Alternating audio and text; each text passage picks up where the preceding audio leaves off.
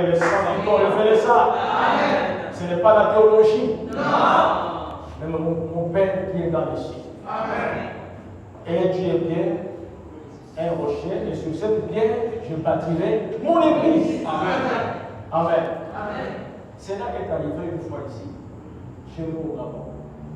Il y a eu un conseiller du chef de l'État qui avait dit qu'il faut avoir le diplôme théologique. Sinon, les églises seront fermées. Et il a invité toute la communauté. Nous aussi, nous étions invités. Et je suis allé là-bas. Il y a même un frère, on comptait sur lui. Plus âgé que nous, tout ça. Connu même dans le gouvernement, tout ça. On est allé les chercher, nous, mais voilà, nous sommes pour je ne suis pas dans la liste.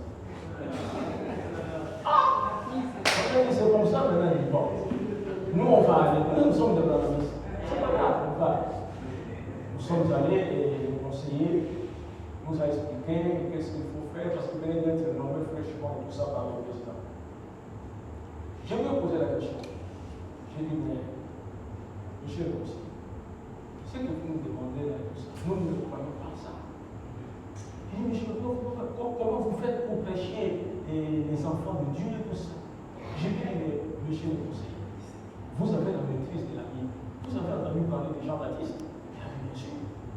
Mais est-ce que vous pouvez nous dire qu'il était dans quelle école théologique? Parce que quand Jésus est venu, il a dit que tous ceux qui sont nés des femmes, il n'y avait pas quelqu'un de plus grand que lui. Après,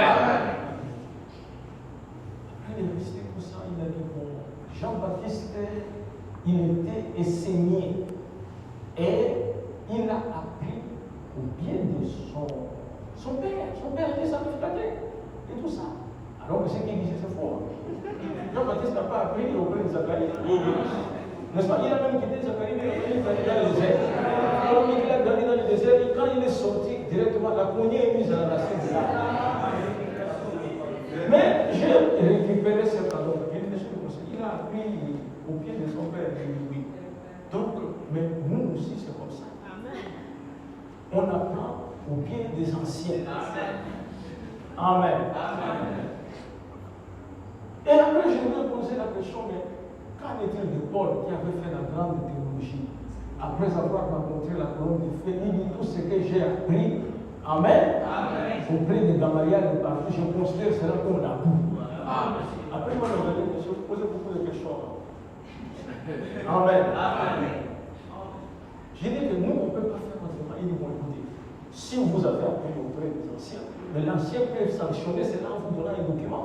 Je dis, mais oui, nous avons des documents pareils. Il dit, bon, si vous avez ces documents-là, ça va. Amen. Mais Dieu, c'est celui le maître de tout le tout. Et il nous a donné rendez-vous. Quel jour vous venez, mais vous devez avoir le récépissé du ministère de l'Intérieur. À l'époque, bien aimé, personne n'avait ça. Je dis bien personne, tous, même beaucoup d'églises que vous voyez dans le pas.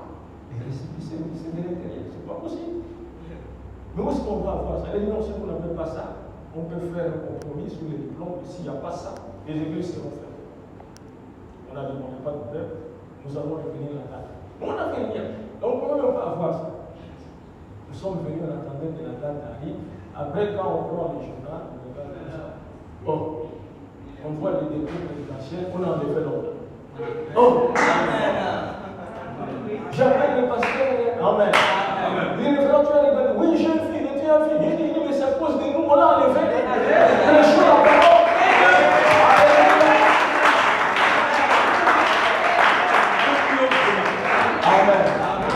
Amen. Mais vous tremblez déjà à aller faire la théologie. Vous allez fatiguer les gens, c'est à l'âge même pour faire la théologie. Et nous connaissons plus que la théologie. Amen. Moi, j'ai discuté une fois avec un prêtre. Le prêtre a fui la discussion. Seulement sur la Bible. Il a dit non, on va voir ça après, on va voir ça après. J'ai dit non, mais voyons ça. Maintenant et tout ça. Tu n'as pas de femme. Comment tu maries? Parce que les prêtres n'ont pas de femme. Comment tu maries? Oh non, le couple est allé recevoir le conseil chez le prêtre. Un homme qui ne connaît pas comment le bébé plaît. Il faut te conseiller quoi? N'est-ce pas? Non. La Bible dit clairement, il faut que l'évêque soit marié d'une seule femme. C'est une obligation. Revenons ici sur la bête, et puis après je pense que ça va nous souffler de la prochaine. Nous voyons ici qu'il y a une bête qui sort de la mer, frère Madame dit, c'est l'Église catholique romaine. Mais quand nous prenons Apocalypse 13, verset 11, puis j'ai vu monter de la terre une autre bête qui avait deux cornes semblables à celles d'un agneau et qui parlait comme un dragon. William Branham dit que cette bête qui sort de la mer, c'est le fou, les nations des langues, c'est l'Église catholique romaine qui gouverne spirituellement presque toute la terre. Mais vous avez la bête qui sort de la terre, et donc c'est un désert. Il dit c'est un endroit, amen, qui était désert, mais une grande puissance est montée et tout ça. Il dit c'est les États-Unis d'Amérique. Il dit remarquez que c'est semblable à un agneau. La Bible dit très bien qui avait deux cornes semblables à celles d'un agneau. C'est la ressemblance. Il dit que ce n'était pas vraiment un agneau. Amen. Amen. Il dit les deux cornes et tout ça, il s'agit du pouvoir religieux et le pouvoir civil des États-Unis d'Amérique. Là, je suis en train de dire ce que Frère Madame dit. Vous comprenez? Et qui parlait comme un dragon. Il est semblable à un agneau, mais quand il parle, c'est comme un dragon. Elle exerçait toute l'autorité de la première bête en sa présence, et elle faisait que la terre et ses habitants adoraient la première bête dont la blessure mortelle avait été guérie. Elle opérait de grands prodiges, même jusqu'à faire descendre du feu du ciel sur la terre à la vie des hommes.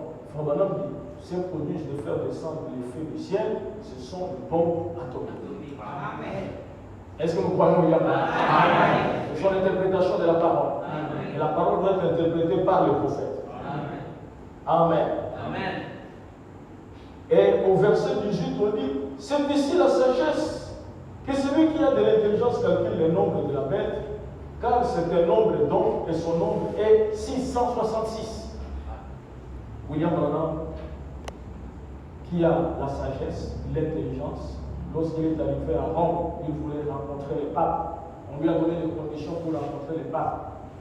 Vous vous mettez à genoux, vous l'embrassez par l'anneau, et quand vous allez le quitter et tout ça, on ne lui donne pas de dos.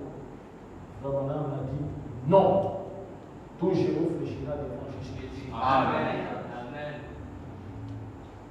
Alors, il dit en rencontrant le pape, nous nous posons la question, comment a-t-il fait? Amen. Amen.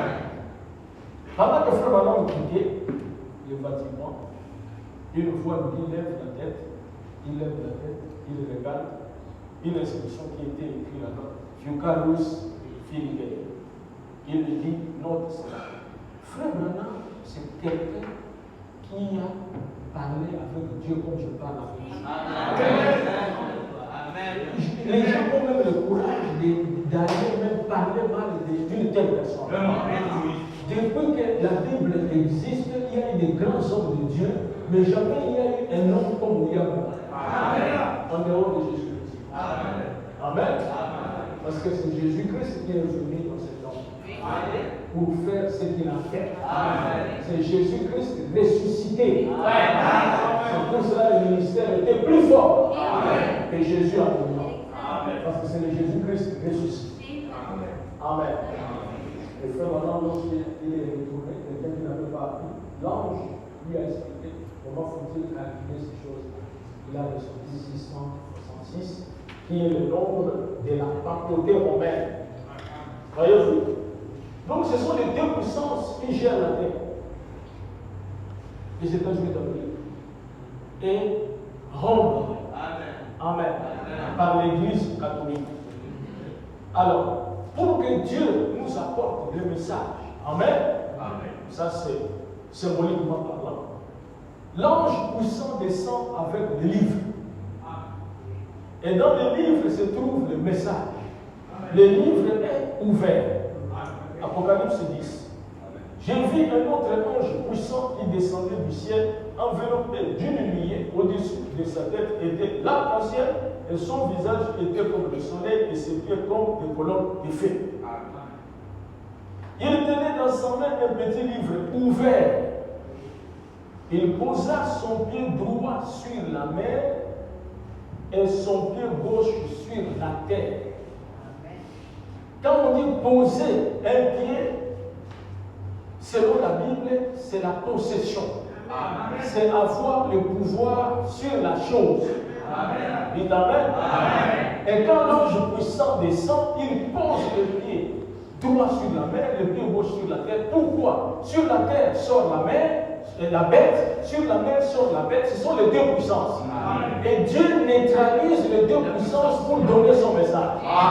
De façon qu'il ne fasse pas du mal à l'épouse. Alléluia. Amen. C'est pour ça que nous allons prêcher ce message ici jusqu'à ce que nous allons quitter. Ni les États-Unis d'Amérique, ni Rome ne nous fera du mal. Amen.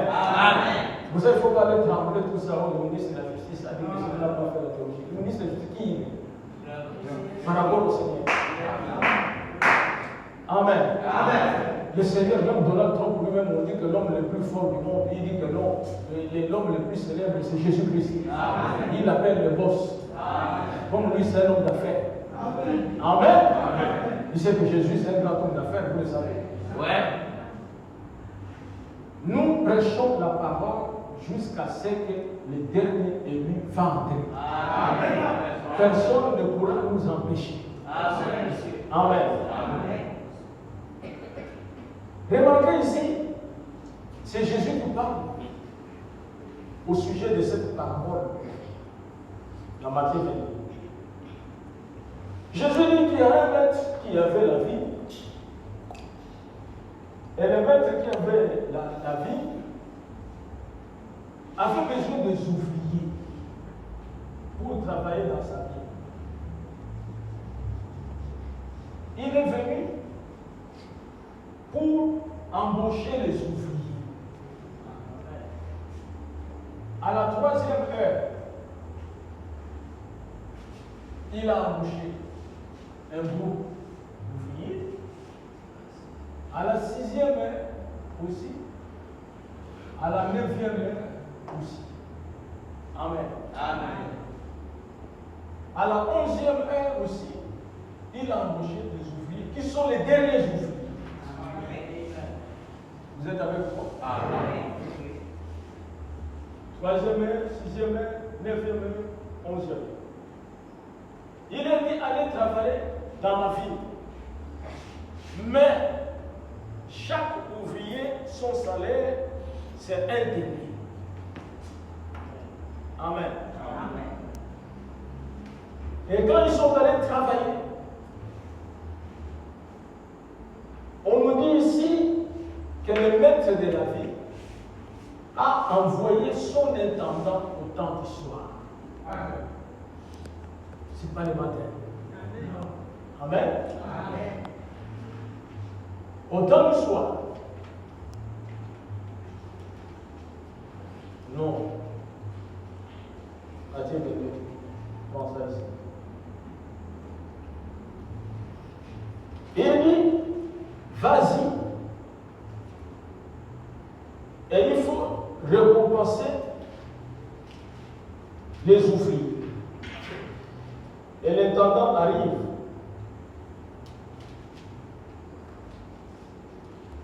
Et termine la lecture là-bas.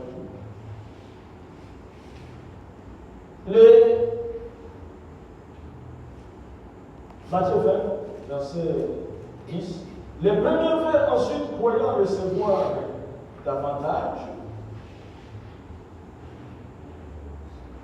Voilà. Verset 8. Quand le soir fut venu, donc au temps du soir, n'est-ce pas? Amen. La récompense, c'est au temps du soir. Amen. Depuis le matin, ils ont travaillé. Oui. Et les ouvriers de la 11e heure, ce sont les ouvriers du temps du soir. C'est les soirs qui travaillent. Et c'est des gens qui n'ont pas beaucoup travaillé. Amen. Quand le soir fut venu, le maître de la ville dit à son intendant, appelle les ouvriers et paye-les les salaires. Nous remarquons dans la parabole que ce n'est pas le maître de la ville qui est venu pour payer. Amen. Le maître de la ville a envoyé l'intendant.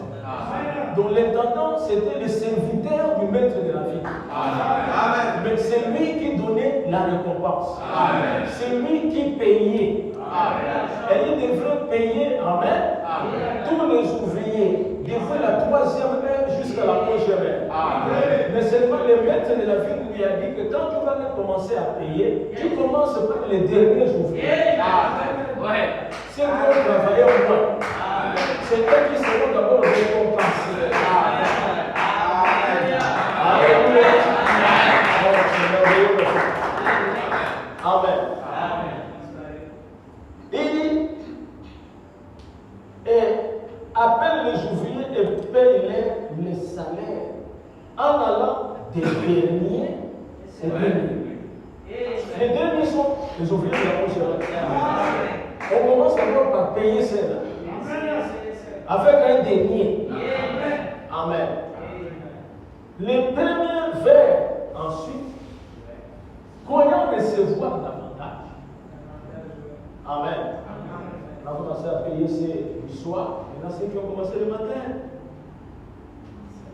Les derniers. Ils arrivent et se disent, bon, nous, on a travaillé pendant très longtemps, on va avoir un peu plus. Les premiers frères ensuite, croyant recevoir davantage, mais ils reçurent aussi